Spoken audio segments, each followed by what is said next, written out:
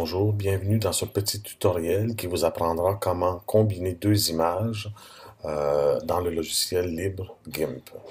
Bon, d'abord, il vous faut deux images, une image qui servira de fond et une image qui sera ajoutée à l'image de base. Alors, ouvrons la première image, celle qui servira de fond.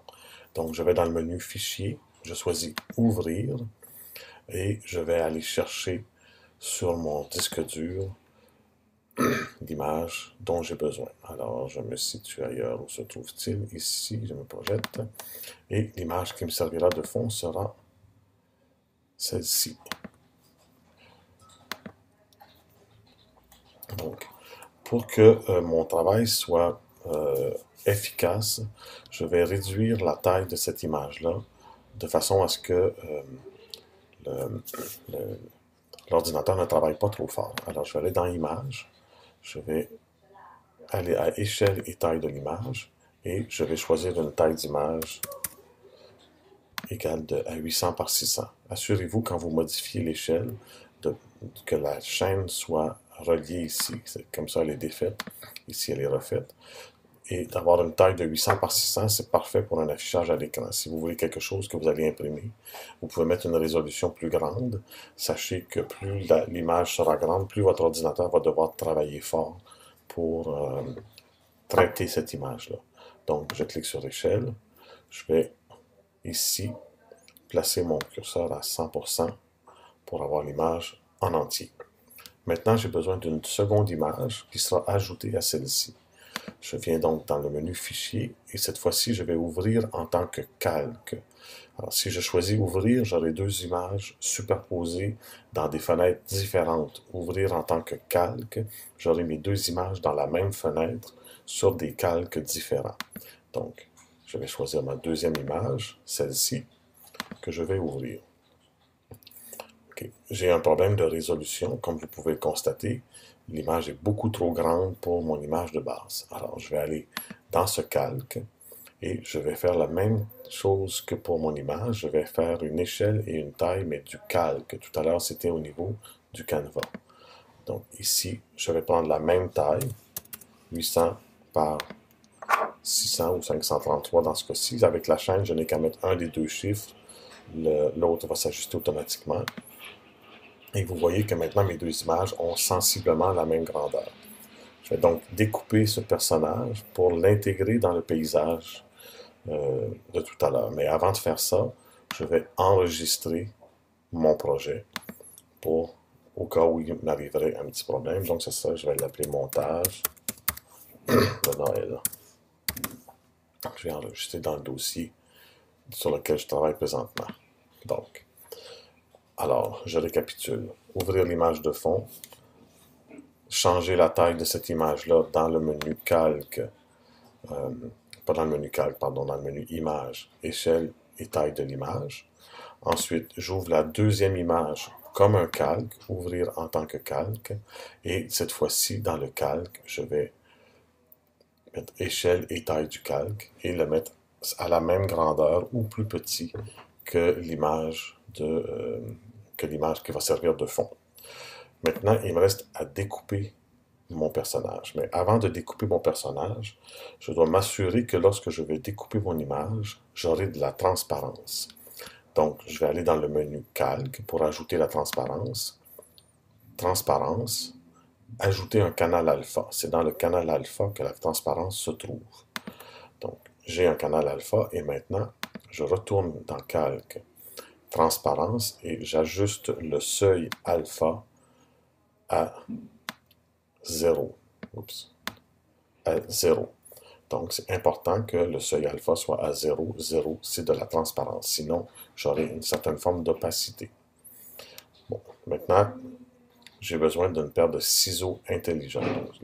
Là, j'ai ajouté de la transparence. Je vais enregistrer pour être sûr de ne rien perdre. Maintenant, je vais découper mon personnage. Alors, pour ça, je vais utiliser le ciseau intelligent.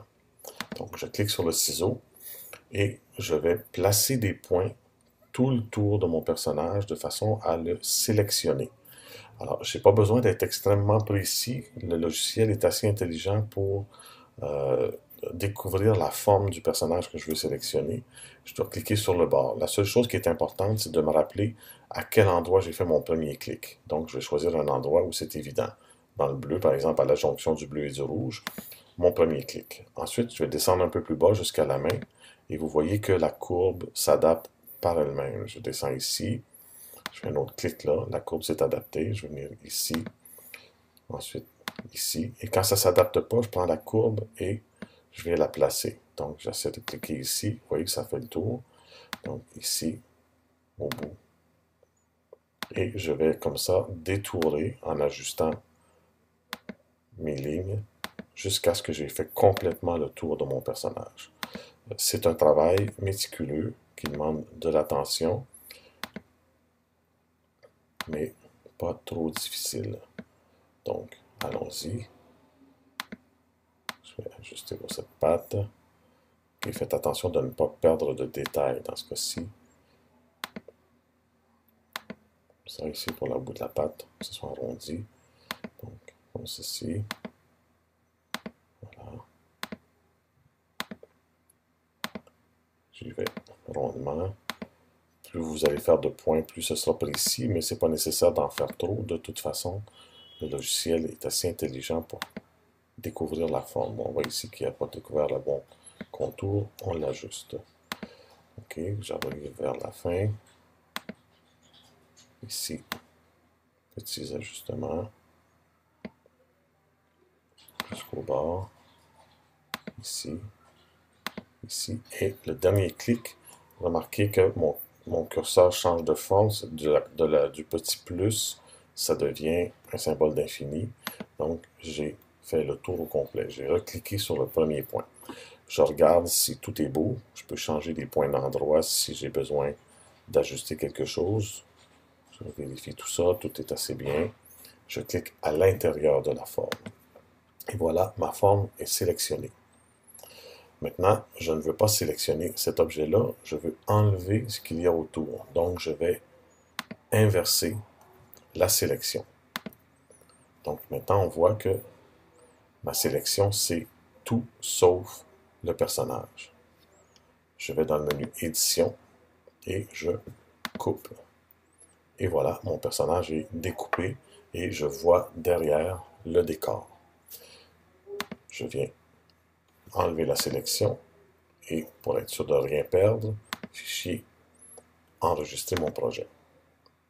Voilà, donc j'ai fait le détourage. Si je résume, ciseau intelligent, je clique tout le tour. Au fur et à mesure, j'ajuste les petites imperfections qui se seraient faites et je m'assure de cliquer. Le dernier clic doit se faire sur exactement le même point que le premier. Ça demande de la précision.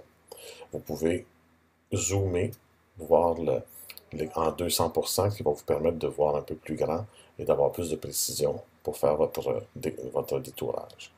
Il reste à enlever quelques petits détails. On voit ici, si je zoome à 200%, on voit ici qu'il reste un peu de couleur entre dans ce petit espace ici. Alors, je peux prendre le ciseau, la baguette magique et vous voyez, ça a sélectionné et je vais dans Édition, couper pour juste ajuster les petits détails qui seraient restés. Je reviens à 100%. C'était le seul endroit. Je désélectionne, c'est important. Je désélectionne aucune. Voilà. Donc, mon personnage est détouré. Ce qu'il me reste à faire, c'est de le mettre de la bonne taille et d'aller le placer au bon endroit dans mon image. J'ai besoin de deux autres outils pour ça. D'abord, l'outil de mise à l'échelle. Je m'assure que je suis vraiment sur le calque de mon personnage. Je clique sur l'outil de mise à l'échelle et je clique sur le personnage. On voit une grille apparaître. Je peux prendre un des coins de la grille et rapetisser mon personnage. On voit ce que ça donne. Il change de place, c'est pas grave. Quand on a une forme qui nous plaît, on clique sur échelle et on a automatiquement une réduction. Avec l'outil de déplacement ici, je peux prendre mon calque et aller le placer à un autre endroit. Okay. Donc on voit ici qu'il est encore un peu trop gros pour être sur le toit d'une de mes maisons. je vais reprendre l'outil de mise à l'échelle. Je clique dessus, voilà, la fenêtre ici, et je rapetisse. Je clique sur échelle, outil de déplacement. Je viens placer mon personnage sur le toit de la maison. Et voilà, dernière étape, enregistrer son projet. Une fois que vous avez donc détouré, placé votre objet exactement où vous le voulez, il vous reste à exporter l'image. Donc, fichier, exporter. Et le format dans lequel je vais exporter l'image devrait être un JPG. Donc, JPG pour JPEG. GIMP reconnaît les extensions et va changer le format en fonction de l'extension que vous allez mettre. Sinon, vous pourriez choisir ici un format de votre choix. L'idéal, c'est de mettre l'extension. On est sûr de notre coup. Et donc, je l'ai appelé montage Noël. Je vais enlever l'espace. .jpg. J'exporte mon image. Exporter. Et voilà. Donc, mon image est construite. J'ai un petit Père Noël sur un toit de maison. J'espère que ce tutoriel vous a plu. Merci beaucoup.